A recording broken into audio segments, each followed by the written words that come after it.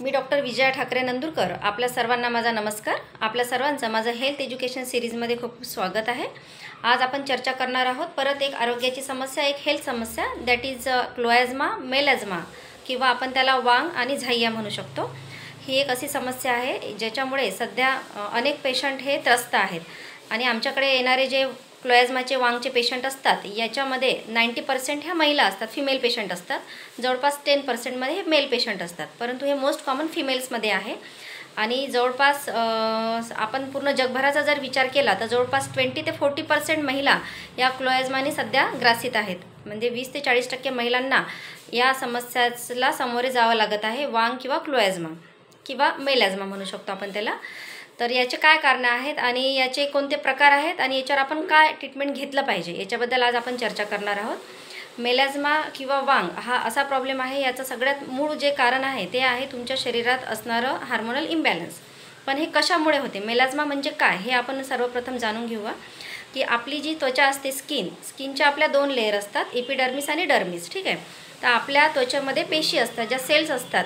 तर आपल्या त्वचेला रंग ज्याच्यामुळे येतो, जसा सावळा रंग आहे, कोणी गोरा आहे, ठीक आहे, कोणी जास्त सावळा आहे।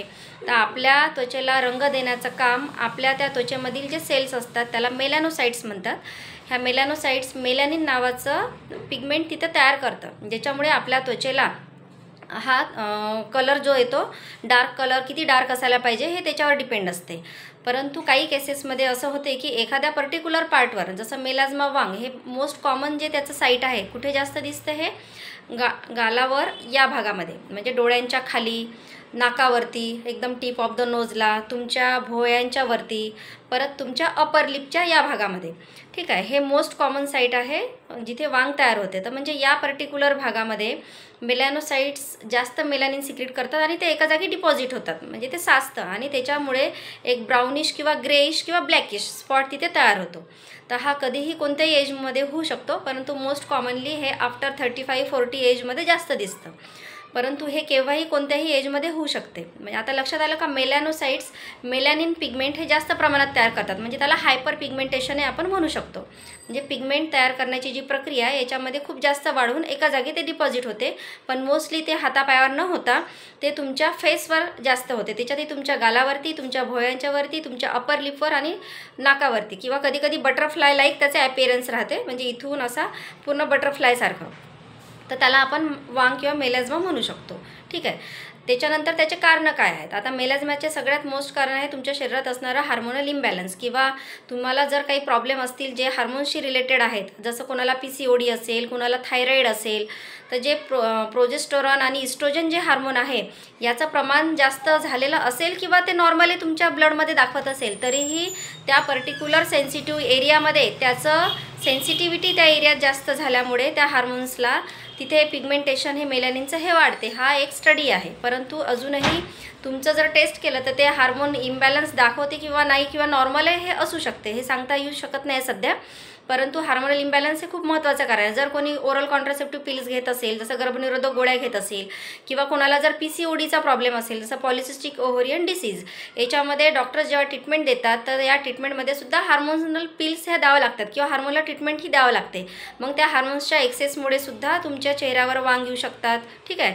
किंवा ज्यांना प्रेग्नन्सीमध्ये जे हार्मोनल चेंजेस होतात, इस्ट्रोजन प्रोजेस्टेरॉन याचं जे लेवल आहे थोडंसं हाय होऊन जाते प्रेग्नन्सीमध्ये। तर पुष्कळ जणांना प्रेग्नन्सीमध्येच फक्त वांग तयार होतात, त्याच्या आधी काहीच नसतात। असे पेशंट अनेक येतात की आम्हाला याच्या आधी काहीच नव्हतं मॅडम, आणि आता प्रेग्नन्सीमध्ये हे तयार झालं किंवा डिलिव्हरीच्या पिरियडमध्ये हे तयार झाले आहेत। तर खूप कमी केसेसमध्ये ते ऑटोमॅटिक चाललं जातं आफ्टर डिलिव्हरी, परंतु काही केसेसमध्ये ते ॲज इट इज तसंच राहते। तुम्हाला जर थायरॉईड असेल तर त्याच्यामुळे ते येऊ शकते, जर तुम्हाला मेन्स्ट्रुअल काही प्रॉब्लेम असेल तर त्याच्यामुळे होऊ शकते। सगळ्यात दुसरं मेन कारण आहे जेनेटिक, म्हणजे पुष्कळ वेळा याच्यामध्ये अनुवांशिकताही दिसते। जर तुमच्या पिढीमध्ये पुष्कळ पेशंट सांगतात की माझ्या आजीला होतं किंवा माझ्या आईला पण होतं, तर अशा केसेसमध्ये अनुवांशिकताही काही प्रमाणामध्ये असते। आणि तिसरं महत्त्वाचं कारण आहे म्हणजे सन एक्सपोजर।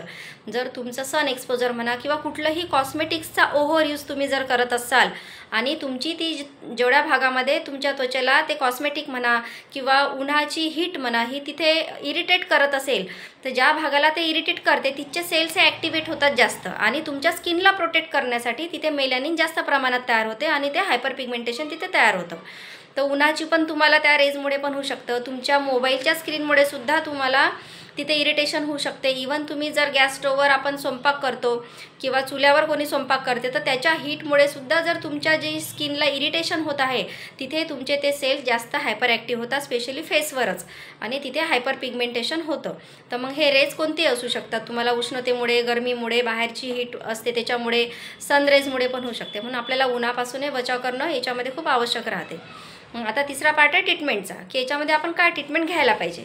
आपण अनेक वेळा बघतो, अनेक पेशंट येतात की मॅडम मी खूप औषध घेतली, 6 महिने या डॉक्टरकडे, 3 महिने त्या डॉक्टरकडे, परंतु कितीही तज्ज्ञ डॉक्टरकडे औषध घेतलं तर मला फक्त ते लावेपर्यंत तात्पुरतं कमी होते, परत तसंच होते. तर याच्यामध्ये जे आहे फक्त क्रीम्सनी, एक्सटर्नल ॲप्लिकेशननी फक्त तुमचं जे वरचं लेअर आहे ते हलकंसं फेंट होणार, परंतु तो आतमधून तसंच राहणार. पण त्याचं जे मूड आहे, तुमचा हार्मोनल इम्बॅलन्स आहे किंवा जेनेटिक कॉज आहे किंवा हीटमुळे आहे, तर तुम्हाला या तिन्ही गोष्टींचा जर आपण विचार केला तर आपल्याला सनपासून प्रोटेक्ट करावं लागेल. म्हणजे विथ मेडिसिन्स, पोटातून औषध, जर तुम्ही होमिओपॅथीचं घेत आहात औषध, तर तुम्हाला इंटरनल मेडिसिन घेणं खूप आवश्यक आहे. कारण पोटातून जोपर्यंत तुम्ही औषध घेणार नाही, त्याचा जो मूळ कॉज आहे, तुमचा मेंटल स्ट्रेस आहे, खूप महत्त्वाचं कारण आहे स्ट्रेस, टेन्शन, त्याच्यामुळे सुद्धा होतं. कोणाला इनडायजेशनचा जर प्रॉब्लेम असेल त्याच्यामुळे सुद्धा होऊ शकते. तर तुम्हाला पोटातून जर तुम्ही औषधी बरोबर घ्याल, रेग्युलर थोडं नियमित घ्याल, तर तुमचे हे वांग पूर्णपणे जाऊ शकतात.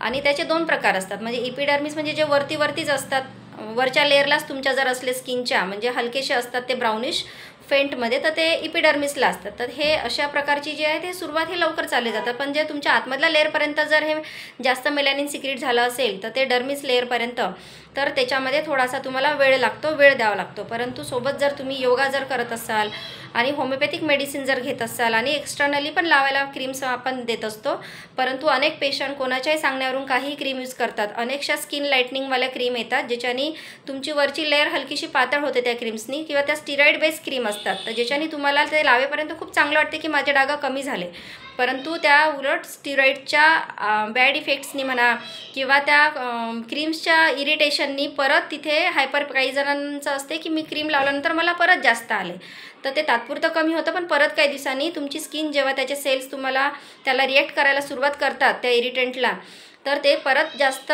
पिगमेंटेशन तिथे तयार होते. तर अशा केसेसमध्ये जर तुम्ही होमिओपॅथिक मेडिसिन घेतलं तर काही साईड इफेक्ट होत नाही.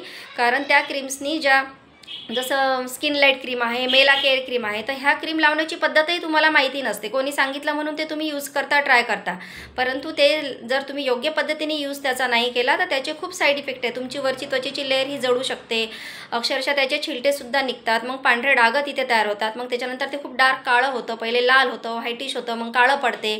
तर हे त्याचे सगळे बॅड इफेक्ट्स आहे. पण जर तुम्हाला असं वांग, क्लोएझमा जर दिसलं, तर क्लोएझमा म्हणजे काय, जे प्रेग्नन्सीमध्ये वांग दिसतं त्याला क्लोएझमा म्हणतात, आणि जे इतर वेळेस जे वांग दिसतं त्याला मेलॅझमा म्हणतात किंवा झाइया म्हणू शकतो. पण अनेक पेशंट आता सध्या 90% फिमेल्समध्ये हा प्रॉब्लेम आहे आणि जगातील 20 ते 40% महिलांमध्ये हे कॉमन प्रॉब्लेम आहे. तर याच्यासाठी तुम्हाला तुमचं हार्मोनल बॅलन्स जर करायचं असेल, त्याच्या मुळाशी जर आपल्याला काम करायचं असेल, तर होमिओपॅथिक औषधं खूप चांगल्या प्रकारे काम करतात. होमिओपॅथीमध्ये अनेक औषधी आहेत, जसं sepia, natrum mur, pulsatilla, causticum, silicea, berberis aqua, mother tincture खूप चांगल्या प्रकारे त्याच्यात ते काम करते. परंतु ते कसं घ्यायचं, त्याचा डोस किती दिवस आपल्याला घ्यायचा आहे, ते किती प्रमाणात वापरायचं आहे, परत एक्सटर्नल लावायला खूप साऱ्या क्रीम येतात वेगवेगळ्या, तर तुमच्या स्किनला काय सूट होते हे तुम्हाला तज्ज्ञ डॉक्टरच त्याच्याबद्दल तुम्हाला सांगू शकतात आणि मार्गदर्शन करू शकतात. म्हणून आपल्या त्वचेला काहीही यूज करायचं असेल तर आपल्या डॉक्टरांच्या सल्ल्यानेच ते नेहमी यूज केलं पाहिजे. आणि वांगसाठी होमिओपॅथिक मेडिसिन्स एकदम खूप चांगले रिझल्ट्स आहे. फक्त तुम्हाला थोडंसं नियमित औषध घ्यावं लागतं, पण तुम्हाला त्याच्यामध्ये पूर्ण आराम होणार. Okay, thank you.